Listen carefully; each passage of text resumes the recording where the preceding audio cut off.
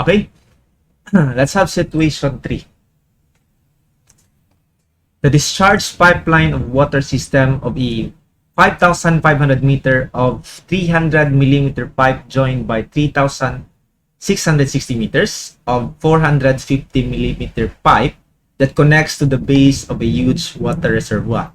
The difference in elevation between the water surface and the reservoir and the center of the 300 mm pipe at the end of the line is 45.7 meters. Neglecting velocity head and other losses in the head due to entrances and using coefficient of friction of 0.02 for both pipes. Obtain the velocity in meters per second of the water in the bigger pipeline and velocity of the water in the smaller pipe and evaluate the rate of flow in cubic meters per second. So there's no figure given in this problem, this situation. Let us interpret. Meron kang isang large reservoir. Say that's the large reservoir. Then may dalawang pipeline connected in this reservoir. A discharge pipeline, water system 5,500 meters long. The diameter is 300 millimeters pipe. Then 3,660 meters long.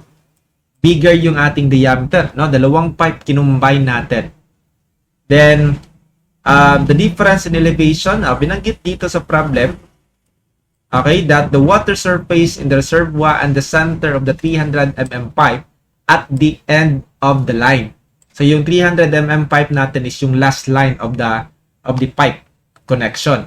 So dapat ito yung bigger pipe and ito naman yung ating smaller pipe, 300 millimeters. Okay? So tatawagin ko yung length L1, which is the length is 3,660 meters with a diameter of 450 meters. Ito yung nakakonect sa reservoir. And the smaller pipe, the length is 5,500 meters and the diameter is 300 millimeters. So yung the difference in elevation from the water surface in the reservoir and the center line at the end of the line of the 300 mm pipe is 45.7. Ito yung tinutukoy dyan. That's the total head loss. So as we see here, this is a pipe connection in series. Pipe in series. Meron ding pipe in parallel series. Ito siya is continuous series natin. So dito, basta ganito yung pipe connection natin, continuous, then yung total head loss, say that's the junction, no? So i-draw natin graphically yung ating energy gradient, grade line. So from here, meron tayong head loss for this pipeline. Tawagin natin siyang head loss 1.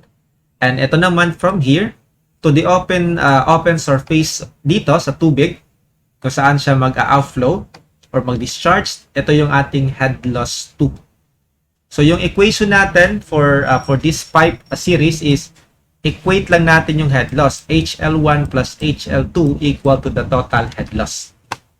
Okay? And since yung binigay dito na coefficient is the friction, na gagamitin natin is the Darcy-Weis fact kasi ito yung formula na involve yung friction. Ito yung formula natin. The head loss is that one. Okay? Again, in pipe connection in series, the sum of the head loss HL1 plus HL2 is equal to the total head loss, which is 45.7. Una, makukuha natin yung flow. Diba? Meron siyang inflow dito. Kapag discharge sa in Q. So, of course, kung ano yung yung mag-flow dyan, ito yung the same discharge na lalabas din dito. No? That means, kung ano yung Q dito, the discharge is uniform all throughout the pipeline. The same Q sila. So, itong formula natin for the head loss is a function of Q. That means, the same Q sila with different head loss, then makukuha natin yung discharge in the pipeline from this equation. Okay? You can evaluate this one as a constant K, no? Sa libro kasi ginagawa yan as K. Or some of my videos dito, mga password, ginawa ko muna yung K. Pero I'll just do it here directly, ha? the HL1, so friction, the same friction lahat, 0.02. Yung magbabago lang dito sa dalawa is yung L and diameter. The length here for one is 3,660 and diameter is 450 millimeters, or that's 0.45 meters times Q squared. For HL2, again, yung magbabago is yung kanyang L and D lang. The length this time is 5,500. The diameter is 300 millimeters or 0.3 meters. Then equate that one to 45.7. So the same discharge, so kuha natin una si discharge. Okay? So yung hinahanap is velocity. So velocity is discharge over area. Okay, velocity 1 for the bigger pipeline, that's the pipe 1 ko dito. So discharge over area 1.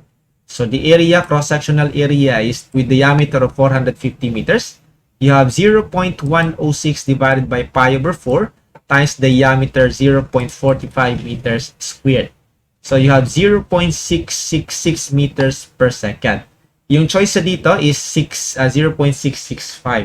Kailan yan? Dahil siguro yan sa rounding off. Kasi ito yung formula na yan is naka-round off yan. Now, yung general formula, I mean yung root formula talaga, the head loss is FL over D times velocity head, V squared over 2G. Ito yung formula natin for the pipeline head loss. So ito, na-derive lang yan considering the constant 2G. That 2G. 1 over 2G, 1 over 2 times 9.81. Then yung ating velocity naman, ginawa siya Q over area. At we will come up to that formula. Okay, anyway, the answer here is 0.665. Part 2, velocity in the smaller pipeline. Ito yung line 2 natin. So, V2 is equal to Q over area 2. That should be V2. Dali lang. V2 yan.